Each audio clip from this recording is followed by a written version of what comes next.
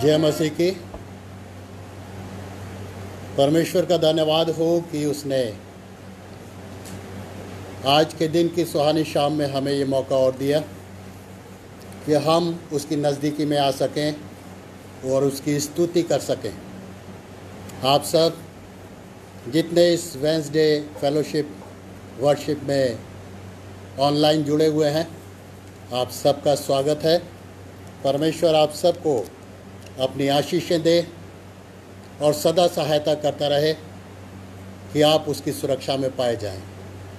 आइए आराधना को शुरू करने से पहले अपने सरों को परमेश्वर के सम्मुख झुकाएं और दुआ मांगें। हमारे प्रेमी पिता परमेश्वर, सारी सामर्थ के स्वामी, ये जीवन जो आज हम जी रहे हैं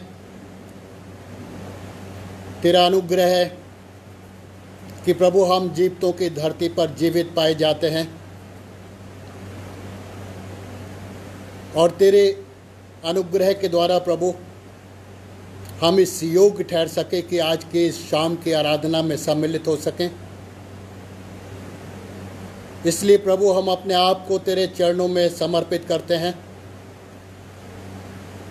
और चाहते हैं कि तेरी उपस्थिति हमारे मध्य हो, जिससे कि हम तेरी स्तुति, तेरी आराधना आत्मा और सच्चाई के साथ कर सकें। आज की इस आराधना में हमारा गीतों का गाया जाना, प्रार्थना का मांगा जाना, वचन का पढ़ा जाना और उस पर ध्यान और मनन किया जाना, सब कुछ तेरे ग्रहण योग्य ठहरे। आज की इस संपूर्ण आराधना को हम तेरे हाथों में सौंपते हैं कि इसका संचालन हमारे द्वारा नहीं बल्कि तेरे द्वारा हो, जिससे प्रभु तुझको महिमा मिल सके।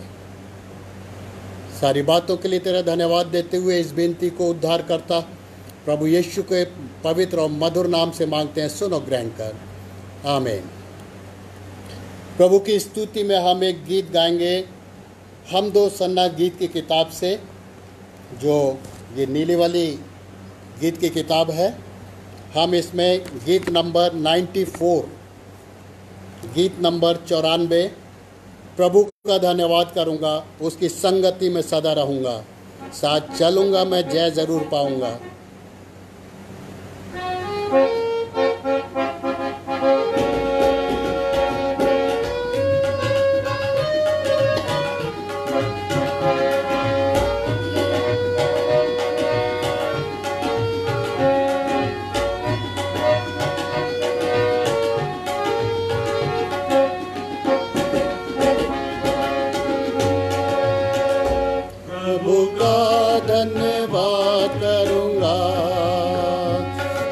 संगति में सदा रहूँगा, साथ चलूँगा मैं जय जरूर पाऊँगा, साथ चलूँगा मैं जय जरूर पाऊँगा।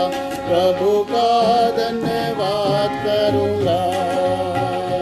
ना देगी मुझे दुनिया कभी भी कोई सुख और शांति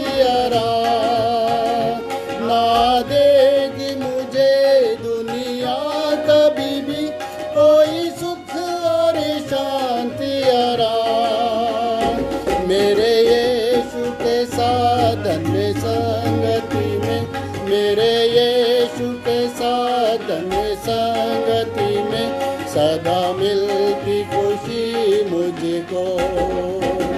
प्रभु का धन्यवाद करूँगा, उसकी संगति में सदा रहूँगा, साथ चलूँगा मैं जय जरूर पाऊँगा, साथ चलूँगा मैं जय जरूर पाऊँगा। प्रभु का धन्यवाद करूँगा। मेरी जिंदगी की हर एक परेशानी में खुल जाता है आशा का द्वार। मेरी जिंदगी की हर एक परेशानी में खुल जाता है आशा का द्वार। कभी ना डरूंगा कभी ना टूंगा, कभी ना डरूंगा, कभी ना टूंगा, चाहे जान भी देना पड़े। प्रभु का धन्यवाद मैं सदा रहूंगा, साथ चलूंगा मैं जय जरूर पाऊंगा, साथ चलूंगा मैं जय जरूर पाऊंगा, प्रभु का धन्यवाद करूंगा। अच्छा है वो, कितना धन है वो, यीशु ही मेरे जीवन का साथी। कितना अच्छा है वो, कितना धन है वो, यीशु ही मेरे जीवन का साथी।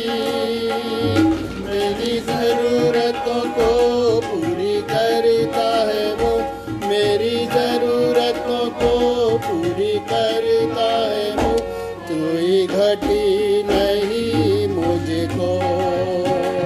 प्रभु का धन्यवाद करूंगा, उसकी संगति में सदा रहूंगा, साथ चलूंगा मैं जय जरूर पाऊंगा, साथ चलूंगा मैं जय जरूर पाऊंगा, प्रभु का धन्यवाद करूंगा। मेरी आयु के दिन पग पग में सदा तेरी सेवा को पूरी करूंगा। मेरी आयु के दिन पग पग में सदा तेरी सेवा को पूरी करूंगा। एक बत्ती समान जलता रहूंगा, एक बत्ती समान जलता रहूंगा, तेरी महिमा मेरी कामना।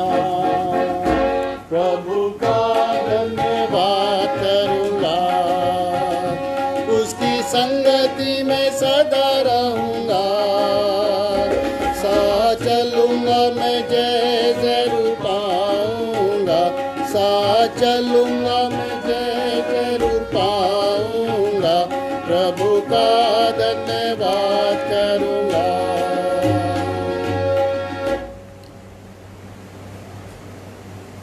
मेरी आयु के दिन पग पग में सदा तेरी सेवा को पूरी करूंगा।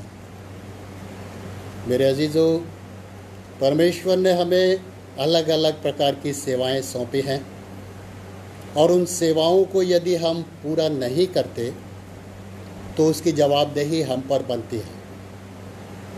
ऐसा ना हो कि वो हमसे पूछे कि मैंने तुझे ये तोड़ा दिया, इसका तूने इस्तेमाल क्यों नहीं किया।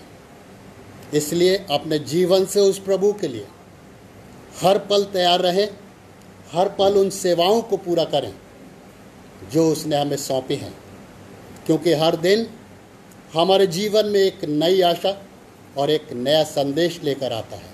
हम एक गीत नंबर 71 में शामिल होंगे। हर दिन नई आशा का संदेश सुनाता है।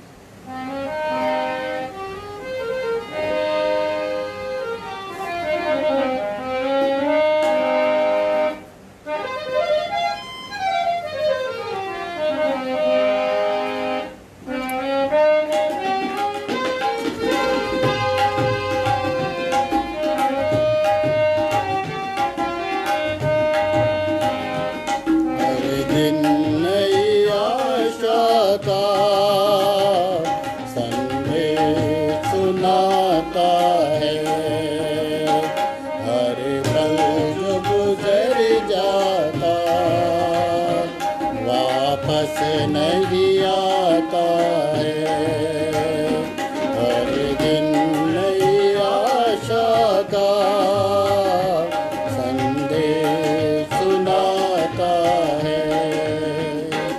दुनिया में तसल्ली तो मिलती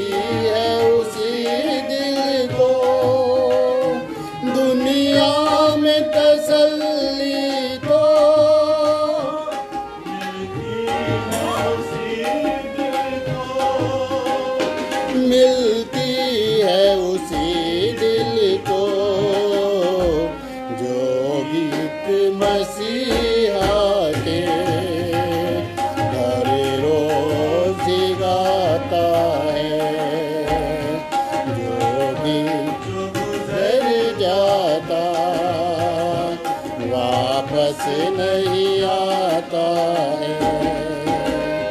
रहता है जो संगत में हर रोज ही यीशु की, रहता है जो संगत में हर रोज ही यीशु की, हर रोज ही यीशु की।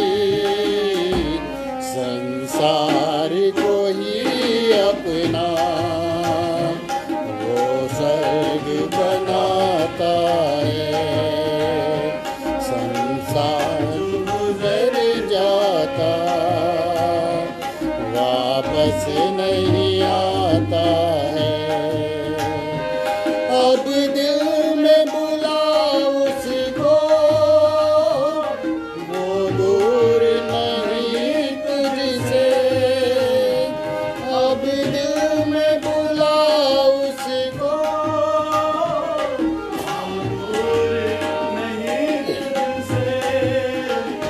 वो दूर नहीं तुझसे। आकाश से जो आकर संसार में रहता है, हर बात से जो आकर संसार में रहता है, हर पल जो गुजर जाता वापस नहीं आता है। नई आशा का संदेश सुनाता है।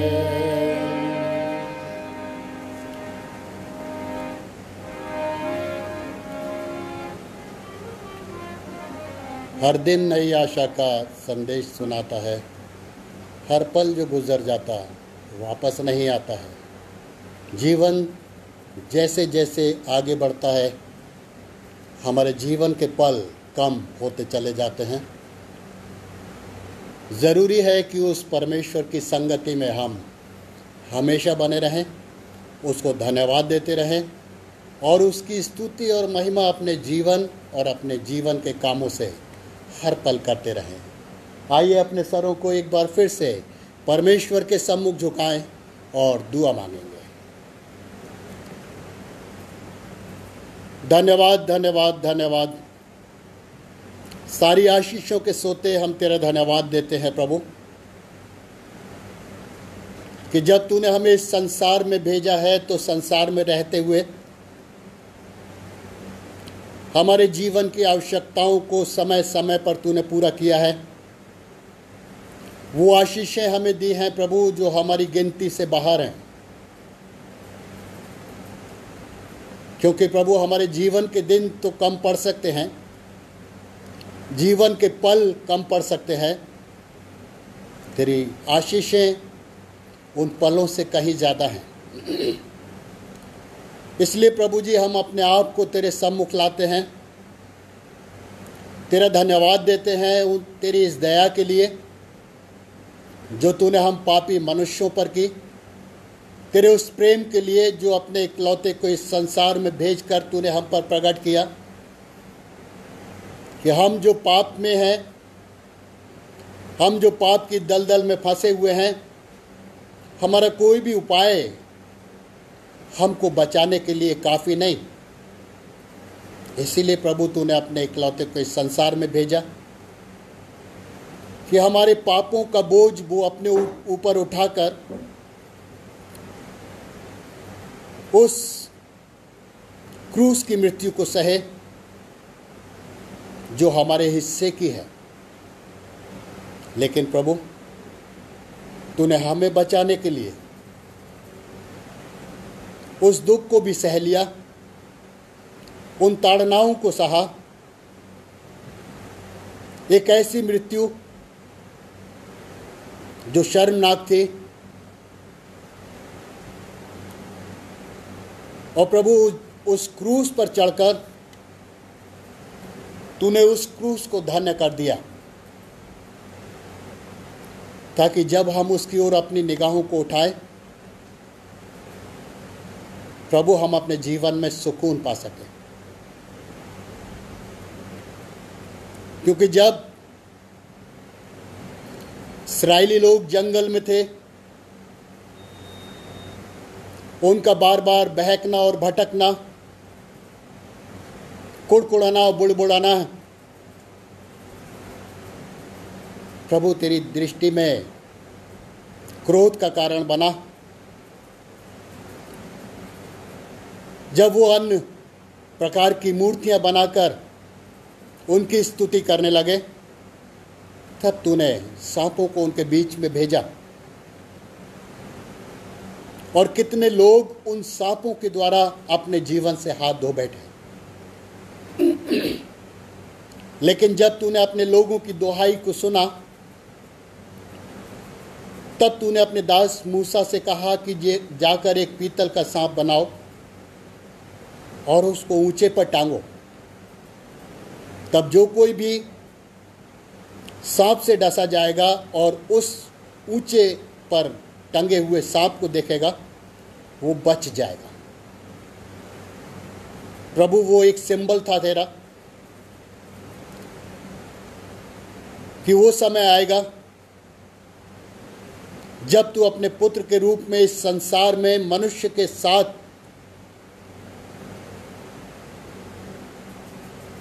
संगति रखने के लिए आएगा। तब तू उस उच्च स्थान को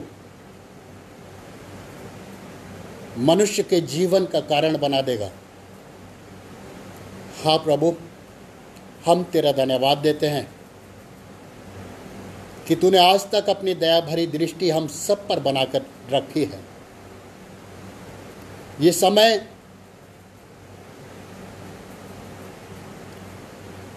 जबकि आज हर एक इंसान परेशान है, न सिर्फ हमारे शहर में, न सिर्फ हमारे देश में, बल्कि सारे संसार में इस वायरस की वजह से इंसान दुखी है।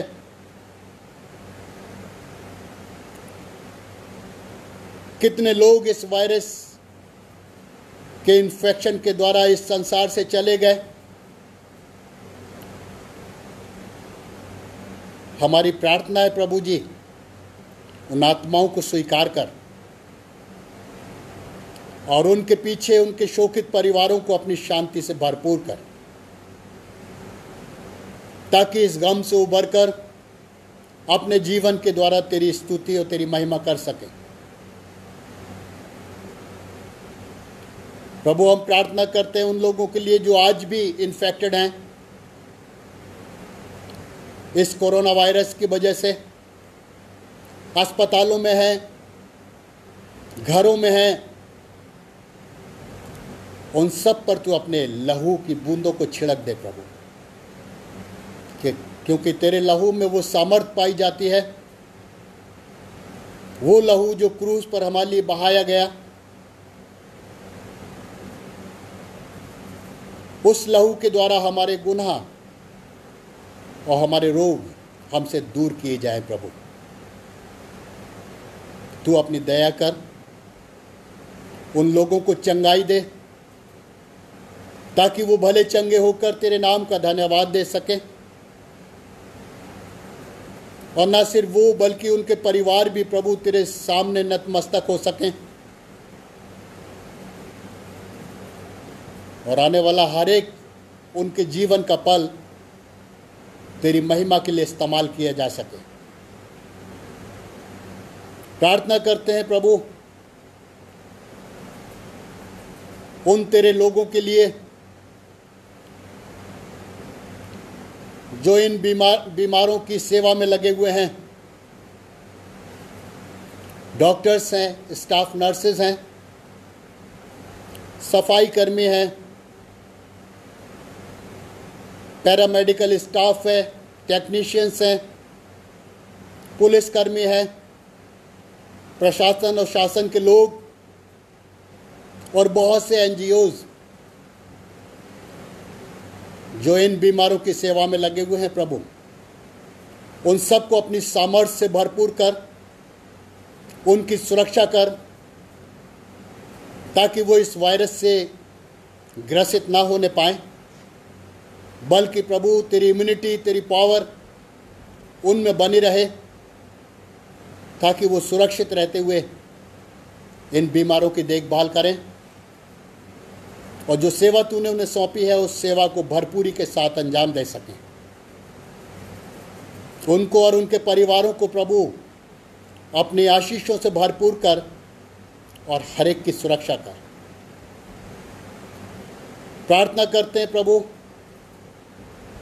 अपने इस कलीसिया के लिए, कलीसिया के प्रत्येक जन के लिए, प्रत्येक परिवार के लिए तेरी सामर्थ तेरे लोगों के साथ बनी रहे कि जिस तरह तूने आज तक उन्हें सुरक्षित रखा है आगे भी तेरी सुरक्षा में पाए जाएं। हमारे बच्चे, जवान, बुजुर्ग हमेशा तेरी नज़दीकी में बने रहें और अपने जीवन को देखकर तेरा धन्यवाद दे सकें। प्रभु तू हर एक को अपने लहू के बाड़े में बांध कर रख,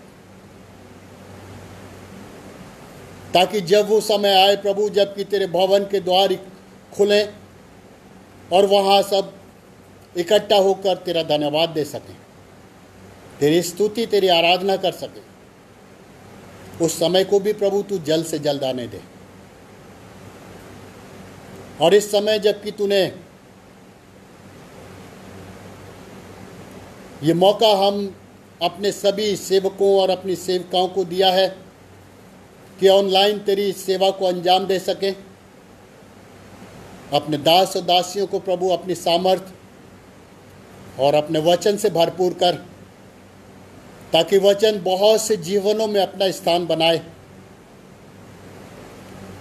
और जिनके विषय में तेरा वचन कहता है कि मेरी और भी भेड़ें हैं जो इस भेड़शाला की नहीं हैं, लेकिन उनको भी इस भेड़शाला में लाना अवश्य है, तेरा वचन पूरा होने पाए, ताकि प्रभु तेरा आगमन, पुनरागमन जल्द से जल्द हो और जितने तुझ में विश्वास करते हैं वो तेरे साथ हो सकें। प्रार्थना करते हैं प्रभु कलीसिया में जो बीमार पाए जाते हैं, हम हर एक को नाम बनाम तेरे सम्मुख लाते हैं। भाई ज्योति चंद, डॉली राय, जो दोनों अलग अलग बीमारियों से ग्रस्त हैं, हमारी प्रार्थना है प्रभु इनको तू अपने सामर्थ्य हाथों से छू कर चंगाई दे, ताकि ये चंगाई पाकर प्रभु तेरा धन्यवाद दे सके। क्षितिज सिंह और उनकी मम्मी मिसेस कमला सिंह के भी लिए तुझसे यही प्रार्थना करते हैं प्रभु, जबकि इस वायरस ने उनको भी छुआ है। हमारी प्रार्थना है वो जल्द से जल्द चंगे होकर अपने परिवार में आकर मिलें और परिवार के साथ मिलकर तुझ जीवित प्रभु का धन्यवाद दे सकें। इसी तरह से प्रभु हम तेरा धन्यवाद देते हैं भाई वीरेंद्र मसीह और उनके बेटे अजय मसीह के लिए, जिन पर कोरोना का असर हुआ, लेकिन प्रभु तूने उन्हें चंगाई दी और आज वो अपने परिवार के साथ तुझ में आनंदित पाए जाते हैं। उनके जीवन को ऐसा बना कि जीवन के हर पल से तेरा धन्यवाद दे और तेरी संगति में सदा बने रहें। प्रार्थना करते हैं प्रभु उन लोगों के लिए जो इस वक्त सफ़र में हैं, उनके सफ़र को मुबारक कर, ताकि जहाँ भी वो हैं, जहाँ से भी वो आते हैं प्रभु अपने अपने घरों तक सुरक्षित पहुँचें और अपने परिवारों में मिलकर तेरा धन्यवाद दे सकें। प्रार्थना करते हैं प्रभु तुझसे एक बार फिर से अपनी इस कलीसिया के प्रत्येक परिवार के लिए तू हर एक की सुरक्षा कर। उन परिवारों पर भी तू अपनी आशीष उड़ेल प्रभु, जो इस कोरोना वायरस के इस पीरियड में अपने कमाई के जरिए को खो चुके हैं। बहुत सी परेशानियां उनके सामने आ रही हैं प्रभु, तो उनकी आवश्यकताओं को पूरा कर और उन पर अपना रहम कर, ताकि प्रभु वो भी आनंदित होकर तेरा धन्यवाद दें और तेरी महिमा अपने जीवन से कर सके।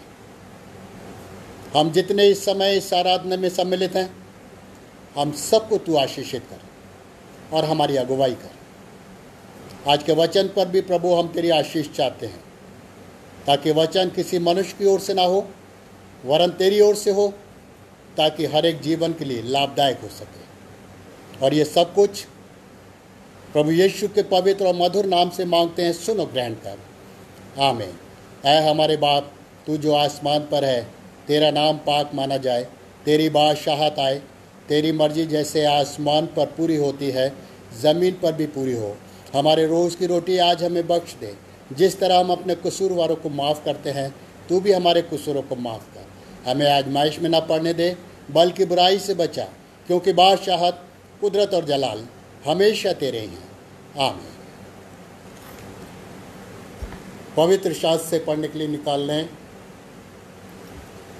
यूहन्ना रचित सुसमाचार और उसका 14वां अध्याय। यूहन्ना रचित सुसमाचार और उसका 14वां अध्याय और उसके 1 पद से 6 पद तक। यूहन्ना रचित सुसमाचार 14वां अध्याय 1 पद से 6 पद तक। यहाँ लिखा है, तुम्हारा मन व्याकुल ना हो, तुम परमेश्वर पर विश्वास रखते हो, मुझ पर भी विश्वास रखो। मेरे पिता के घर में बहुत से रहने के स्थान हैं, यदि ना होते तो मैं तुमसे कह देता, क्योंकि मैं तुम्हारे लिए जगह तैयार करने जाता हूँ। और यदि मैं जाकर तुम्हारे लिए जगह तैयार करूँ, तो फिर आकर तुम्हें अपने यहाँ ले जाऊँगा, कि जहाँ मैं रहूँ वहाँ तुम भी रहो। और जहाँ मैं जाता हूँ तुम वहाँ का मार्ग जानते हो। थोमा ने उससे कहा, हे प्रभु, हम नहीं जानते कि तू कहाँ जाता है, तो मार्ग कैसे जाने? यीशु ने उससे कहा, मार्ग और सच्चाई और जीवन मैं हूँ। बिना मेरे द्वारा कोई पिता के पास नहीं पहुँच सकता। परमेश्वर अपने पवित्र वचन के पढ़े और सुने जाने पर अपनी आशीष दे देगा। हम एक गीत में और शामिल होंगे। गीत का नंबर है 79। गीत का नंबर है 79, 79 नंबर। और इसी बीच आज का दान भी जमा कर लेंगे।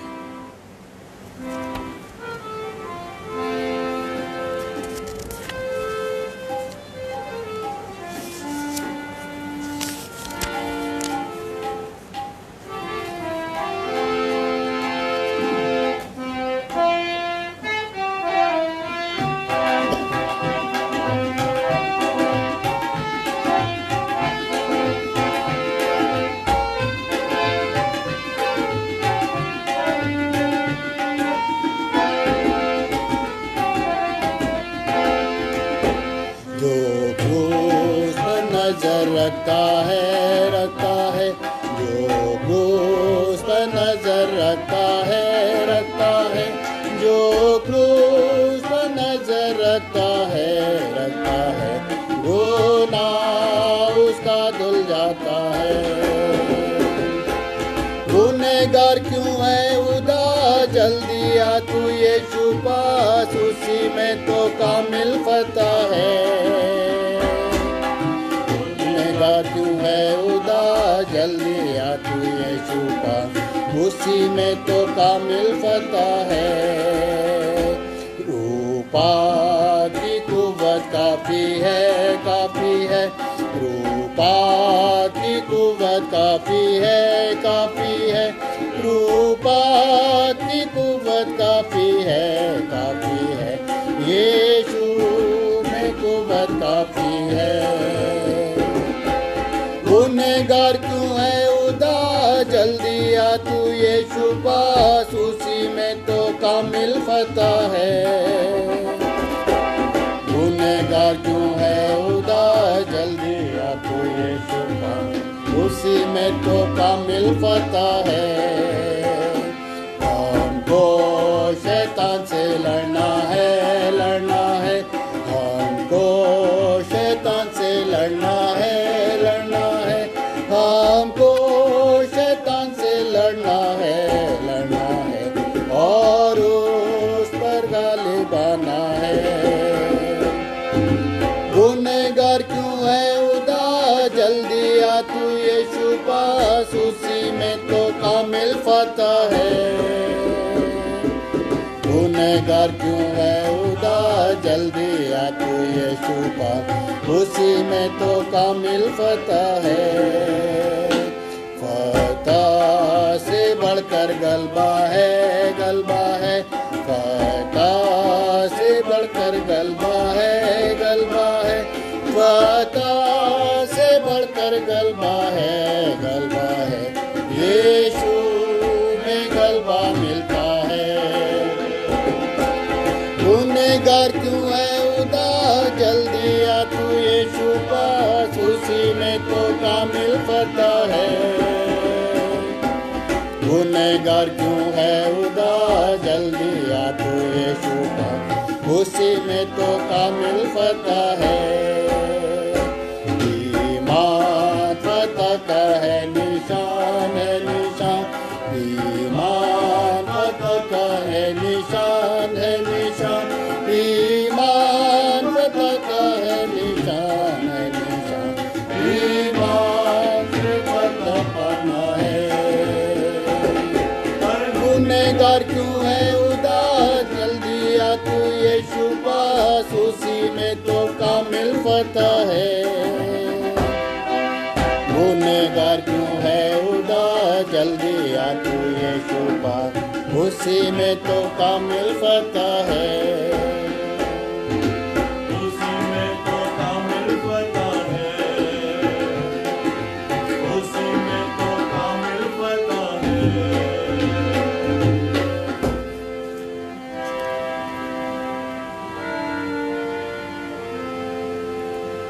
आइए इस दान के लिए हम प्रभु परमेश्वर से प्रार्थना करें और इस दान को उसको समर्पित करें, ताकि हर एक देने वाले को बहुत तय से आशीष मिल सके। प्रभु, हम तेरा धन्यवाद देते हैं तेरी सारी उन उत्तम आशीषों के लिए जो तूने हमारे जीवन में दी हैं, क्योंकि प्रभु तेरा वचन हमसे कहता है कि परमेश्वर तुम्हारे लिए सदा भला ही उत्पन्न करता है, क्योंकि मैंने तुमको पूंछ नहीं बल्कि सर बनाया है। और जब हम तुझ में बने रहते हैं प्रभु, तेरी सारी आशीषें हमारे जीवन में आती हैं। हम इस योग्य तो नहीं है कि कोई भेंट तुझको चढ़ा सके, लेकिन तेरी दी हुई आशीषों का एक छोटा सा हिस्सा लेकर आए हैं प्रभु, इसे स्वीकार कर, ताकि तेरी महिमा भरे कामों के लिए इस्तेमाल हो सके और हर एक देने वाले को अपनी स्वर्गीय आशीषों से भरपूर कर। विनती प्रभु यीशु के नाम से मांगते हैं, सुनो ग्रहण कर। आमीन।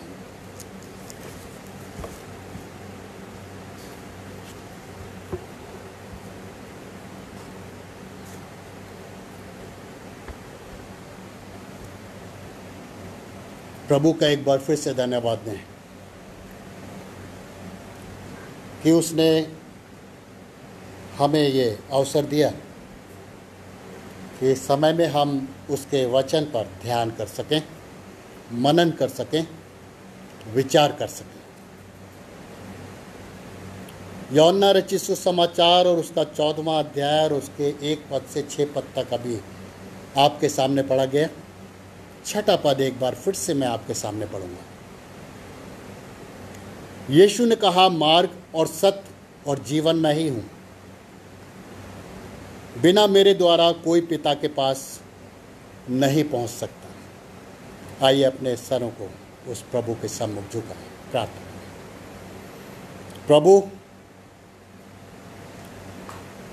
हम अपने आप को तेरे सामर्थ्य हाथों में सौंपते हैं। हमारे विचारों पर, हमारी सोच पर, हमारे मनों पर तू अपना कंट्रोल कर, ताकि प्रभु जी इस समय जब हम तेरी उपस्थिति में हैं, हमारे ध्यान इधर उधर ना भटकने पाए, बल्कि हम पूरी तरह से तुझको समर्पित हो सकें। अपने दास के साथ हो, मेरे अपवित्र होठों को छू कर पवित्र कर, ताकि तेरा पवित्र वचन तेरे दास में होकर तेरे लोगों से बातचीत कर सके और हर एक जीवन में बहुत सा फल लाए। विनती उद्धार करता प्रभु यीशु के नाम से मांगते हैं, सुनो ग्रहण कर, आमीन।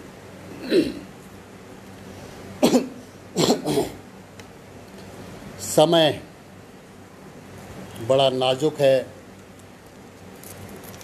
जैसा हम सब जानते हैं कि हर जगह त्राही त्राही मची हुई है।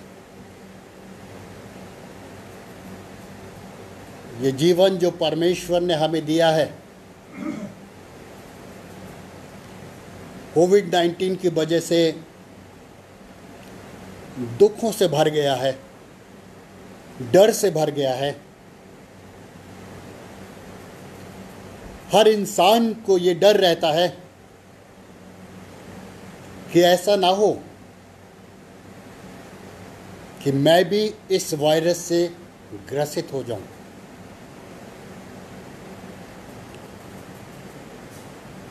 और जब इंसान भय की स्थिति में जीता है,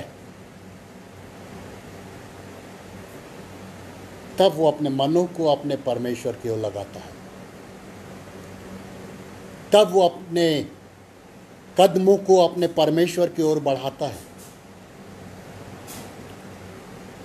क्योंकि दुख की हर घड़ी में संभालने वाला केवल हमारा परमेश्वर है।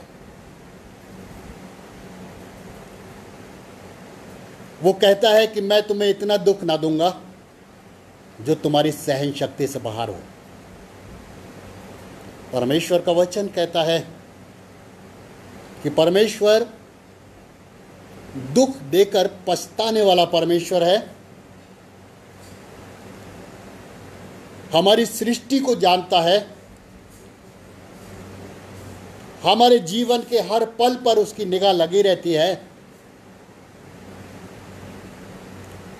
हमारे जीवन को वो किसी भी तरह से नाश और बर्बाद नहीं होने देना चाहता,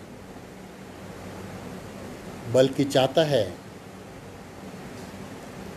कि हम उसके बताए हुए मार्गों पर चलकर उसकी इच्छा को पूरा करें, अपने उस अबदी मकाम को पा सकें जहां प्रभु की संगति सदा हमारे साथ बनी रहती है। और इसीलिए प्रभु यीशु मसीह ने कहा कि मार्ग और सत्य और जीवन मैं ही हूं। बिना मेरे द्वारा कोई पिता के पास नहीं पहुंच सकता। ये समय है जबकि हमें अपने जीवन पर विचार करना है कि हम किस प्रकार का जीवन जी रहे हैं।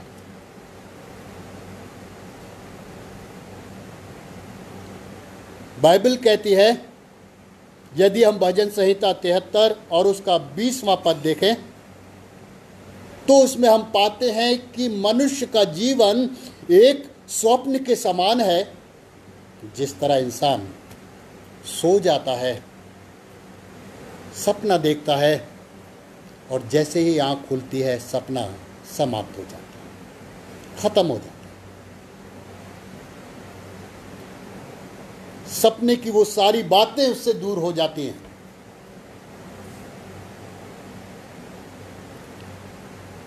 यदि सबोपदेशक की पुस्तक है उसका 6 अध्याय 12 पद देखें तो वहां लिखा हुआ है कि मनुष्य का जीवन एक परछाई के समान है।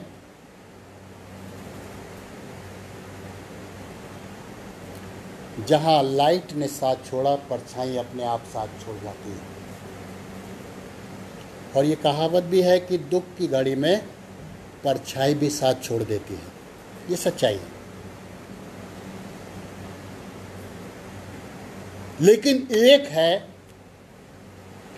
जो हमारा साथ कभी नहीं छोड़ता। एक है हम सुख में हो या दुख में हो वो हमारे साथ अपनी संगति को बनाए रखता है। और उसका हमसे वादा है कि मैं तुम्हें ना तो छोड़ूंगा ना त्यागूंगा, इसलिए हाथ बांधो और दृढ़ हो जाओ।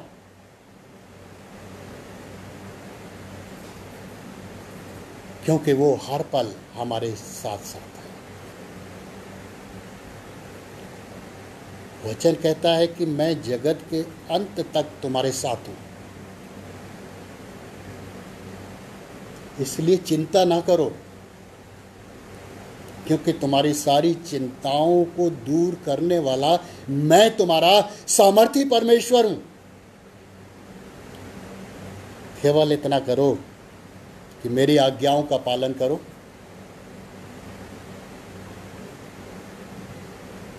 व्यवस्था की ये पुस्तक तेरे चित्त से ना उतरने पाए और तेरा ध्यान सदा इस पर लगा रहे, तब तेरा हर एक काम सफल और सुफल होगा और तू प्रभावशाली होगा। छोटे से जीवन के लिए हम इस जीवन पर इतना घमंड करने लगते हैं कि वो घमंड कभी कभी परमेश्वर की दृष्टि में हमारे लिए पाप गिना जाता है।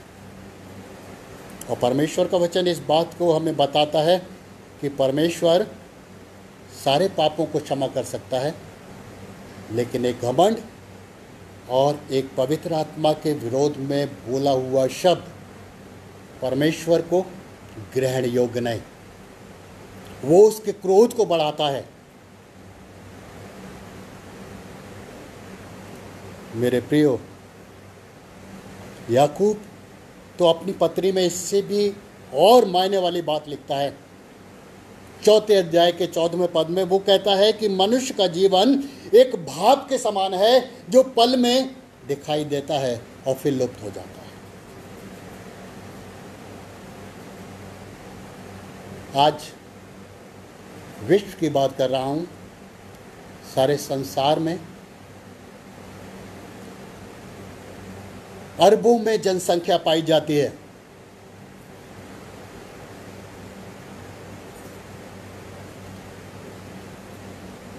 और आज वो समय है जबकि धीरे धीरे लोग कम होते चले जा रहे हैं। बहुत साल पहले एक सर्वे हुआ था और उसमें ये बताया गया था कि 1 सेकंड में यदि 3 बच्चे पैदा होते हैं तो 3 लोग इस संसार से भी चले जाते हैं। 1 मिनट में 200 लोग इस संसार को छोड़ देते हैं और 1 घंटे में 15,000 लोग इस संसार को छोड़ देते हैं और 1 दिन में 3,03,000 लोग इस संसार को छोड़ देते हैं। लेकिन जहाँ तक मेरा विचार है कि जब महामारी आती है तो ये संख्या और भी बढ़ जाती है, मृत्यु दर और भी बढ़ जाती है। मतलब एक दिन में एक नगर इस संसार से उठा लिया जाता है। ऐसे में क्या हमारा जीवन सुरक्षित है? क्या हम ये कह सकते हैं कि हम सुरक्षित पाए जाते हैं?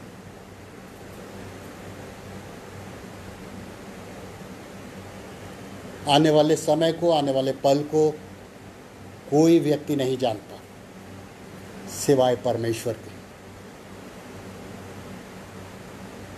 ये दावा हम तभी कर सकते हैं कि हम सुरक्षित हैं जब हमारा मार्ग सही है। तो हम भी सुरक्षित हैं, हमारा जीवन भी सुरक्षित है।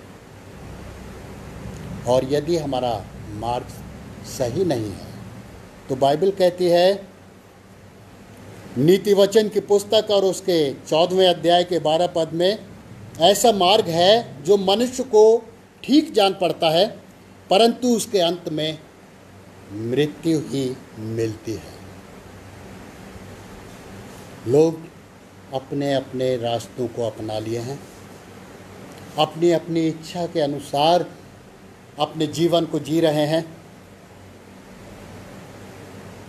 मेरे प्रियो, ये समय ऐसा है जब हमें परमेश्वर के भय में अपना जीवन निर्वाह करना है। और जो परमेश्वर के भय में जीवन निर्वाह करते हैं, परमेश्वर का नबी यशाया कहता है, यशाया 26 अध्याय और उसके 7वें पद में, कि धर्मी का मार्ग सच्चाई है, तू जो स्वयं सच्चाई है, तू धर्मी की अगुवाई करता है।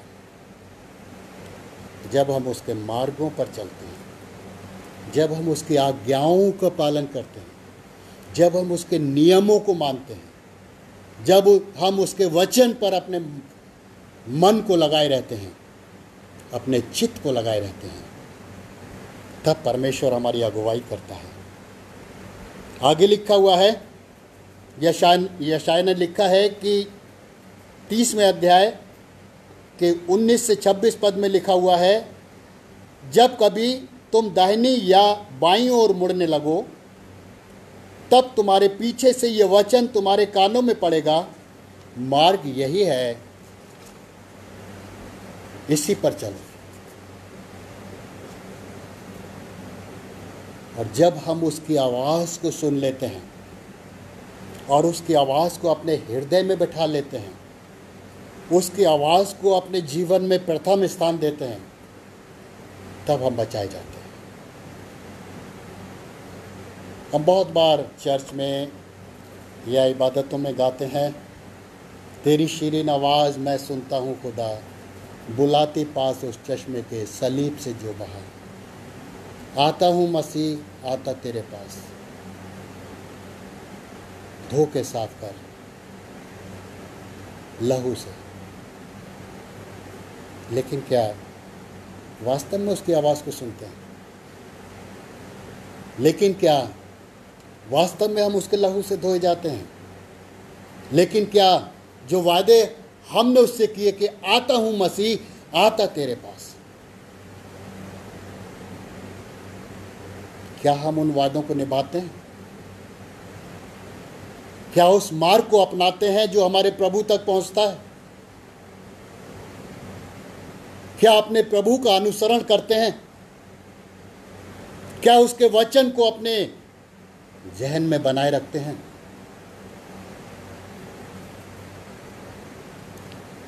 सुलेमान जो बुद्धिमान राजा था, नीति वचन 4 अध्याय और 10 से 12 पद में ये लिखता है, हे मेरे पुत्र, मेरी बातें सुनकर ग्रहण कर, तब तू बहुत वर्ष तक जीवित रहेगा। मैंने तुझे बुद्धि का मार्ग बताया है और सीधाई के साथ पथ पर चलाया है।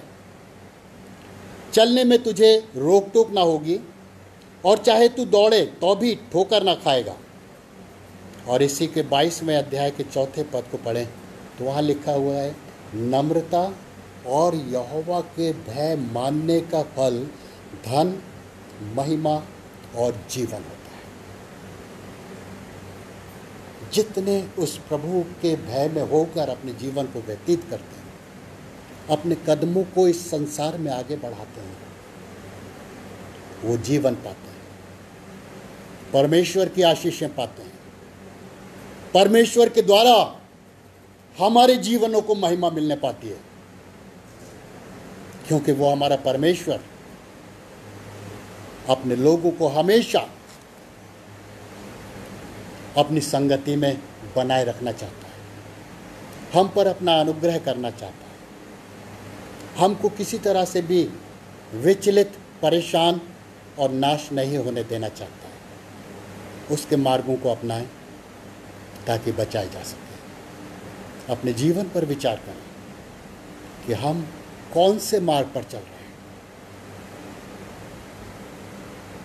सच्चाई को जानें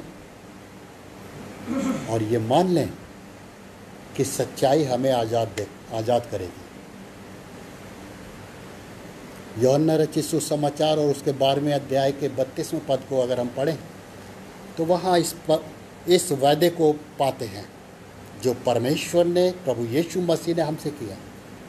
सत्य को जानो और सत्य तुम्हें स्वतंत्र करेगा। क्या हम पाप की दासत से, पाप की गुलामी से आज़ाद होने को तैयार हैं?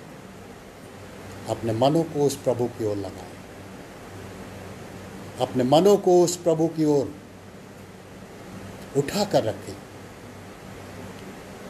ताकि वो प्रभु हमारे जीवनों को बचा सके और अपनी महिमा के लिए हमें इस्तेमाल कर सके। परमेश्वर आप सबको अपनी स्वर्गीय आशीषों से भरपूर कर। आमीन। दुआ मांगें।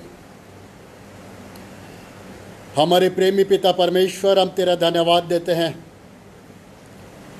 कि सच में तूने हमसे ऐसा प्रेम किया है जो हमारी समझ और हमारे वर्णन से बाहर है। यदि तूने अपने इकलौते को इस संसार में ना भेजा होता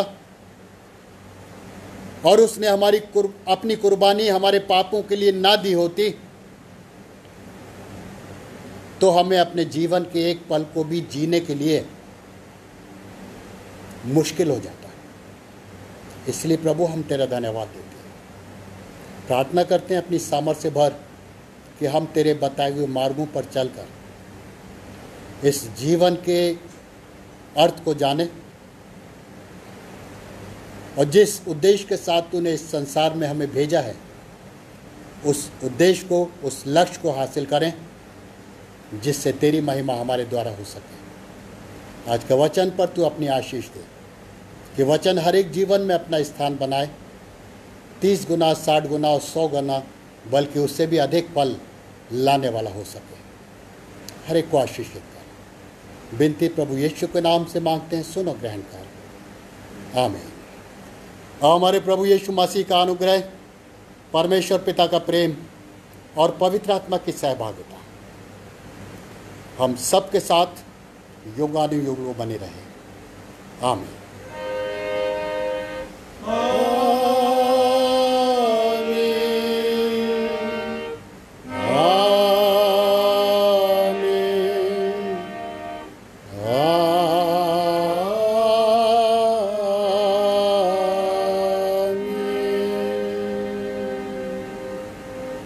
आप सबको जय मसीह की।